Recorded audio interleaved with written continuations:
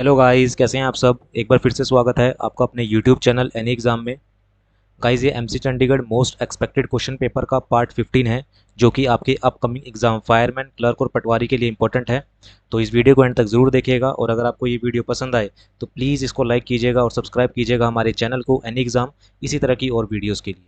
साथ ही दोस्तों, अगर आप किसी भी गवर्नमेंट एग्ज़ाम या डिफेंस एग्ज़ाम की प्रिपरेशन कर रहे हैं तो आप हमारे साथ इन दोनों ग्रुप्स में जुड़ सकते हैं। ये हमारा फेसबुक ग्रुप है, तो इन दोनों ग्रुप्स का लिंक हम आपको डिस्क्रिप्शन में दे देंगे। उस लिंक पर क्लिक करके आप हमारे साथ इस ग्रुप में जुड़ सकते हैं और अपनी प्रिपरेशन को और बेहतर बना सकते हैं। ठीक है गाइस, तो चलिए शुरू करते हैं। आज का हमारा first important question MC Chandigarh most expected question paper part 15 का क्वेश्चन नंबर 1। तो क्वेश्चन नंबर 1 हमारे पास है 420 divided by 12 multiply by 35 plus 45 square minus 15 square is equal to, हमें किसकी वैल्यू निकालनी है, एक्स स्क्वायर की वैल्यू निकालनी है। तो जब हम इसे डिवाइड करेंगे तो ये कितना हो जाएगा हमारे पास, ये आ जाएगा हमारे पास 35।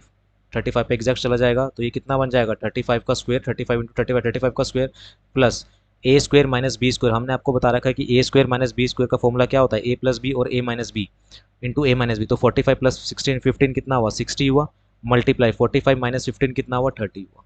तो 35 का स्क्वायर कितना होता है हमारे पास 1225 होता है, प्लस 30 इंटू 16 कितना होता है 1800। तो इजिकल टू क्या है हमारे पास, एक्स स्क्वायर।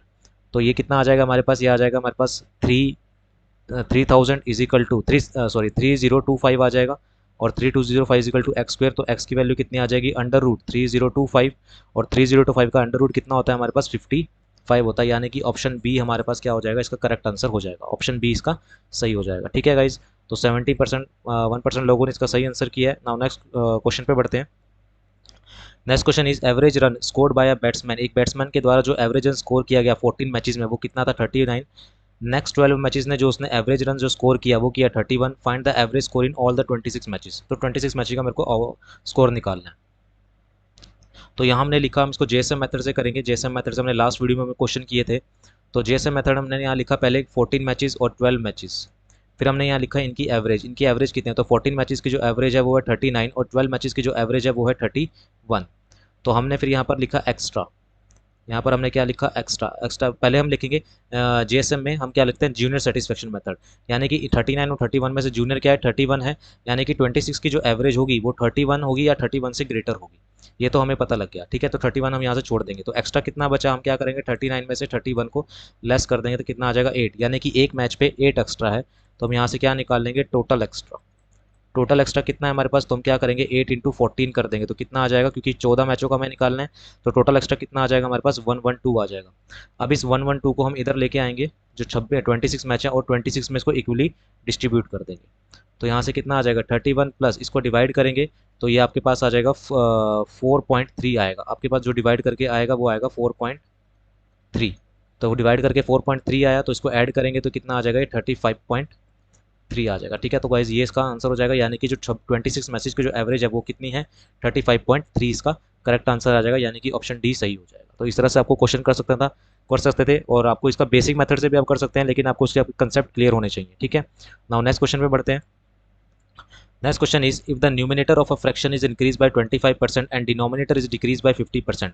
अगर किसी फ्रैक्शन का न्यूमिनेटर 25% से इंक्रीज हो जाए और डिनोमिनेटर जो है डिक्रीज हो जाए 50% से, तो फ्रैक्शन कितना ऑब्टेंड होता है 2/5 होता है। Find the original fraction. हमें ओरिजिनल फ्रैक्शन हमें यहाँ पर बताना है कि ओरिजिनल फ्रैक्शन क्या होगा। ठीक है गाइस, तो इस तरह इसको क्वेश्चन को किस तरह से करना है, तो हमने क्या माना, हमको बेसिक मेथड से मैं आपको बता देता हूँ। वैसे इसको बाय ऑप्शन भी कर सकते हैं, लेकिन मैं आपको बेसिक मेथड बता देता हूँ कि हमने न्यूमिनेटर मान लिया 100x और डिनोमिनेटर मान लिया हमने 100y। अब जो न्यूमिनेटर है वो कितने परसेंट से इंक्रीज हो गया 25% से, तो ये कितना बन जाएगा 125x हो जाएगा। और डिनोमिनेटर जो है वो डिक्रीज हो गया 50% से, डिक्रीज हुआ, तो ये कितना बन जाएगा 50y बन जाएगा। इसके बाद जो हमें फ्रैक्शन जो मिला वो कितना मिला 2/5 मिला, तो ये 2/5 के हो जाएगा इक्वल।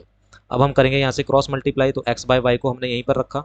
ठीक है, हमने क्या करा, x बाय वाई को हमने यहीं पर रखा, और ये 2 इंटू 50 हो जाएगा, और डिवाइडेड बाय ये कितना हो जाएगा हमारे पास 5 इंटू में 125 हो जाएगा।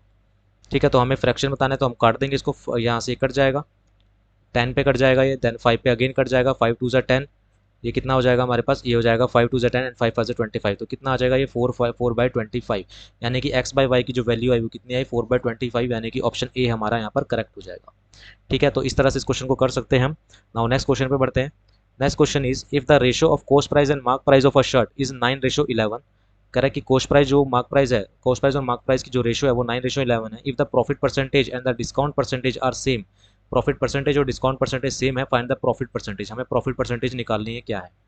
तो आपको एक फॉर्मूला पता होना चाहिए कि cost price upon mark price कितना होता है हमारे पास, 100 माइनस डिस्काउंट और 100 प्लस माइनस प्रॉफिट या लॉस। ये भी क्वेश्चन भी हमने लास्ट वीडियो में ऐसा किया था।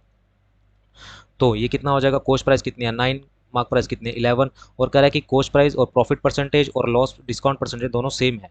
तो यहाँ पर हमने डिस्काउंट को मान लिया x और 100 प्लस प्रॉफिट, ये भी कितना होगा x के इक्वल होगा। देन क्रॉस मल्टीप्लाई कर देंगे तो ये आ जाएगा 900 plus 9x is equal to 1100 minus 11x। ठीक है गाइज, तो ये 11 इधर आ जाएगा और ये कितना बन जाएगा 20x इज इक्वल टू, ये कितना बन जाएगा 2000 और x की वैल्यू कितनी आ जाएगी हमारे पास 100। ठीक है, यानी कि प्रॉफिट परसेंटेज, ठीक है, प्रॉफिट ये x की वैल्यू 100 आ जाएगी हमारे पास। ठीक है, तो ये कितना हो जाएगा हमारे पास, यानी कि x कितना आया हमारे पास 100 आया, यानी कि 10% हम कह सकते हैं। ठीक है, प्रॉफिट परसेंटेज हमसे पूछ रहा है x की वैल्यू, ठीक है, प्रॉफिट परसेंटेज हमसे पूछ रहा है तो परसेंटेज कितना है, यानी कि इसका ऑप्शन सी हमारे पास करेक्ट हो जाएगा। ठीक है, ऑप्शन बी इसका करेक्ट हो जाएगा। नाउ नेक्स्ट क्वेश्चन पे बढ़ते हैं। सॉरी, यहाँ पर थोड़ी सी मिस्टेक हुई है, एक सेकेंड। यहाँ पर कितना हो जाएगा 9x माइनस 11x, इधर आके प्लस हो जाएगा तो ये तो हो जाएगा 20x, और 100 1100 में से 900 को लेस करेंगे तो कितना हो जाएगा, ये हो जाएगा हमारे पास 200। तो x की वैल्यू कितनी आ जाएगी 200 डिवाइडेड बाई 20, तो x ये कट जाएगा और यहाँ से 10 आ जाएगा, तो x की वैल्यू कितनी आ जाएगी 10%। तो प्रॉफिट परसेंट यानी कि ऑप्शन सी हमारा यहाँ पर करेक्ट हो जाएगा। 26% लोगों ने इसका सही आंसर किया है। अगर आपको ये कंसेप्ट क्लियर था तो आप इसका आंसर इजिली कर सकते थे। नाउ नेक्स्ट क्वेश्चन पे आते हैं। Next question is Raman could save 20% of his income, but 2 year later when his income is increased by, कितना अपनी इनकम का कितना सेव करता है वो 20% सेव करता है। When his income is increased by 50%, जब उसकी इनकम 50% से इंक्रीज हुई, he could save the same amount as only before, यानी कि अब भी वो कितना ही सेव कर रहा है 20% ही सेव कर रहा है। By how much percent his expenditure increase, उसके एक्सपेंडिचर कितने परसेंट से इंक्रीज हुआ। तो हम इसको एलिगेशन मेथड से करेंगे, यहाँ हमने लिखा सेविंग और यहाँ हमने लिखा एक्सपेंडिचर। तो हमने निकालना है कि एक्सपेंडिचर कितने परसेंट से इंक्रीज हुआ।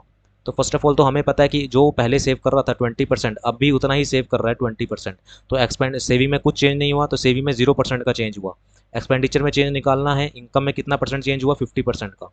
तो यहाँ से हम लगा लेंगे, और पहले कितना परसेंट सेव करता था 20% सेव करता था, और खर्च कितना करता था 80% खर्च करता था। तो यहाँ से हम रेशो निकाल लेंगे, कितना आ जाएगा 1:4 आ जाएगा। अगर यहाँ से 1:4 आ गया हमारे पास, उसके बाद हमने क्या करना है, एलिगेशन का रूल है कि जो मिडल वाली टर्म होती है वो एक नंबर से बड़ी और एक दूसरे से छोटी होती है।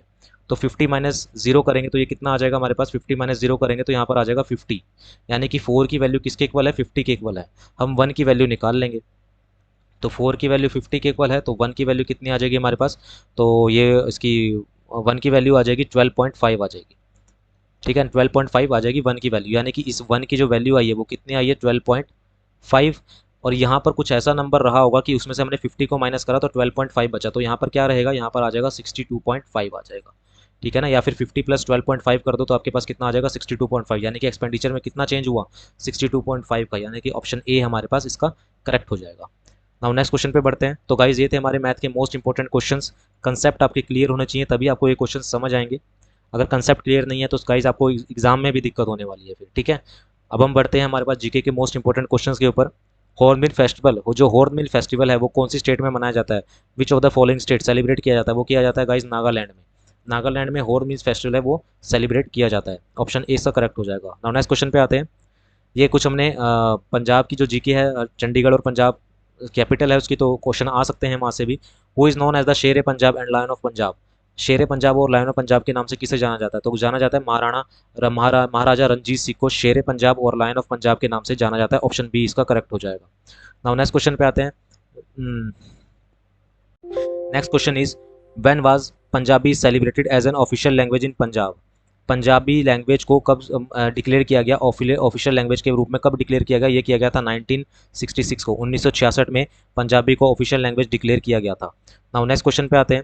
What was the ancient name of Punjab, Punjab का एंशिएंट नेम क्या है, क्या था, पंजाब का जो एंशिएंट नेम था वो था सप्ता सिंधु। सप्ता सिंधु के नाम से पंजाब को एंशिएंट नेम के नाम से जाना जाता था। ठीक है ना, सप्ता सिंधु के नाम से पंजाब को एंशिएंट टाइम में जाना जाता था। नाउ नेक्स्ट क्वेश्चन पे आते हैं। Who was the first governor of Punjab, Punjab के फर्स्ट गवर्नर कौन थे, तो फर्स्ट गवर्नर जो थे पंजाब के वो थे चंदू लाल माधवलाल त्रिवेदी, चंदूलाल माधवलाल त्रिवेदी, यानी कि ऑप्शन डी इसका करेक्ट हो जाएगा। 23% लोगों ने इसका सिर्फ आंसर किया। ठीक है गाइज, नाउ नेक्स्ट क्वेश्चन पे आते हैं। तो गाइज ये थे हमारे पास जीके के इंपॉर्टेंट क्वेश्चंस 5। नाउ हम इंग्लिश के मोस्ट इंपॉर्टेंट क्वेश्चंस पे आते हैं। फर्स्ट है हमारे पास, George did not play well, he dash feeling tired. George अच्छा नहीं खेल रहा, डिडंट प्ले वेल, क्यों, ही फीलिंग टायर्ड। तो यहाँ कंडीशन है, ठीक है ना, यहाँ पर क्या लगेगा, माइट हैव बीन, शायद वो थका हुआ है, ठीक है ना, ही माइट फीलिंग टायर्ड, वो शायद थका हुआ महसूस कर रहा है, इसलिए वो क्या है, अच्छा नहीं खेल रहा, ठीक है ना। तो माइट किस लिए लगता है, माइट लगता है किसी चीज़ की पॉसिबिलिटी के लिए, पॉसिबिलिटी के लिए लगता है, तो might have been tired. Now नए क्वेश्चन पे आते हैं। She is tough, steel is tough, sorry, steel is tough and it can easily be shaped, cut और मेड इनटू वायर। यहाँ पर हमने बताना कि कोई इंप्रूवमेंट हो सकती है। तो गाइज आपको पता है कि ईजिली क्या है, एक एडवर्ब है, एडवर्ब है।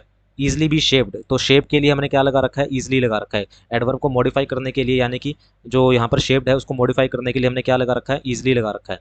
और कैन के साथ, जब भी कैन आ जाए तो कैन के साथ हमेशा क्या लगता है, बी लगता है। तो ये इसमें कोई उसमें मॉडिफिकेशन की जरूरत नहीं है।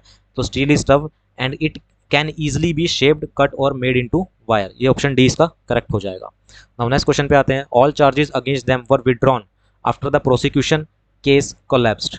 All charges against them were, यहाँ पर अभी मैंने जैसे बोल ही दिया कि विड्रू नहीं आएगा, क्या आएगा, वर के साथ वर्ब की थर्ड फॉर्म आती है, तो ये कितना आ जाएगा, विड्रॉन आ जाएगा, ठीक है ना, विड्रॉन इसका आंसर हो जाएगा। विड्रॉन यहाँ पर, यानी कि ऑप्शन ए इसका सही हो जाएगा। ऑप्शन ए में गलती है, मिस्टेक है, तो यहाँ पर विड्रू की जगह क्या आ जाएगा, विद ड्यू की क्या आ जाएगा, विड्रॉन इसका आंसर आ जाएगा। नाउ नेक्स्ट क्वेश्चन पे आते हैं। Many people travel lengthy distance in search of opportunity for work. Lengthy distance नहीं होता गाइस, क्या होता है, लॉन्ग डिस्टेंस होता है, ठीक है ना। Many people travel long distances in search of opportunity for work, तो इसका ऑप्शन ए इसका करेक्ट हो जाएगा, ठीक है। नाउ नेक्स्ट क्वेश्चन पे आते हैं। Next question is, dash you tell me the way of to the station please. Please यहाँ पर क्या हो रही है, हमारे पास एक रिक्वेस्ट हो रही है, ठीक है ना, तो यहाँ पर क्या लग जाएगा, रिक्वेस्ट के लिए क्या लग जाएगा, कुड लग जाता है, could you tell me the way to the station please, ठीक है ना। यहाँ पर रिक्वेस्ट हो रही है कि यहाँ पर रिक्वेस्ट कर रहा है कि मेरे को स्टेशन का रास्ता बता दे, तो क्या लग जाएगा, कुड यू प्लीज।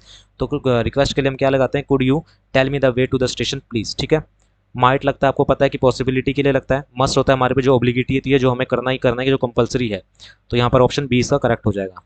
तो गाइज ये थे हमारे पास 5 इंग्लिश के भी 5 मोस्ट इंपॉर्टेंट क्वेश्चंस। अब हम बढ़ते हैं जीके के सॉरी कंप्यूटर के 5 मोस्ट इंपॉर्टेंट क्वेश्चंस की तरफ बढ़ते हैं।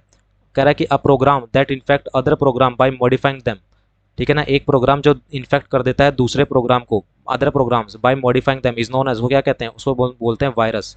तो वो वायरस होता है जो दूसरे प्रोग्राम को भी क्या कर देता है, इन्फेक्ट कर देता है। ऑप्शन सी इसका करेक्ट हो जाएगा। नाउ नेक्स्ट क्वेश्चन पे आते हैं। Abbreviation of W stand for. तो डब्ल्यू की जो एब्रीविएशन होती है सबको पता है, इजी क्वेश्चन है, वर्ल्ड वाइड वेब, यानी कि ऑप्शन बी इसका करेक्ट हो जाएगा। और W stand for world wide web. Next question is, which of the following is an internet browser. इसमें से कौन सा एक इंटरनेट ब्राउजर है। तो इंटरनेट ब्राउजर कौन सा है इसके अंदर, इंटरनेट एक्सप्लोरर, जो कि अब बंद हो चुका है। इंटरनेट एक्सप्लोरर क्या है, एक इंटरनेट ब्राउजर है, ठीक है ना, इंटरनेट एक्सप्लोरर, ऑप्शन सी इसका करेक्ट हो जाएगा। नेक्स्ट क्वेश्चन पे आते हैं। The value of the terabyte is, terabyte की जो वैल्यू होती है वो कितनी होती है। तो गाइज ये हमने लास्ट, जो अगर आपने मेरी वीडियो देखी है तो उसमें ये क्वेश्चन मैंने आपको बताया था कि टेराबाइट यानी कि 1 MB के बाद क्या आता है, टेराबाइट आता है, सॉरी GB के बाद क्या आता है, टेराबाइट आता है, यानी कि ऑप्शन सी इसका क्या हो जाएगा, करेक्ट हो जाएगा। 1024 GB अगर हम कर लेंगे कलेक्ट तो कितना हो जाएगा, वो 1 टेराबाइट के इक्वल होता है, ठीक है। तो ऑप्शन सी इसका करेक्ट हो जाएगा। नाउ नेक्स्ट क्वेश्चन पे आते हैं।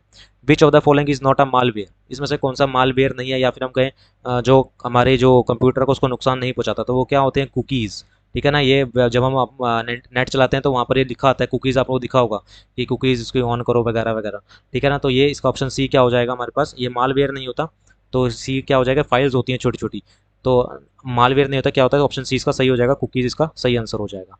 तो गाइज ये थे हमारे पास कंप्यूटर के भी 5 most important questions, English, GK, math. और गाइज अगर आपको ये वीडियो पसंद आई हो तो प्लीज़ इसको लाइक कीजिएगा इसी तरह की और वीडियोज़ के लिए, और सब्सक्राइब कीजिएगा हमारे चैनल को। अगर आप हमारे चैनल पर नए हैं तो प्लीज़ सब्सक्राइब जरूर कीजिए, हमें सपोर्ट कीजिए ताकि हम इस तरह की वीडियोज़ और लाते रहें और आपको सपोर्ट करते रहें। तो अभी के लिए इतना ही, मिलते हैं नेक्स्ट पार्ट में। Thank you very much.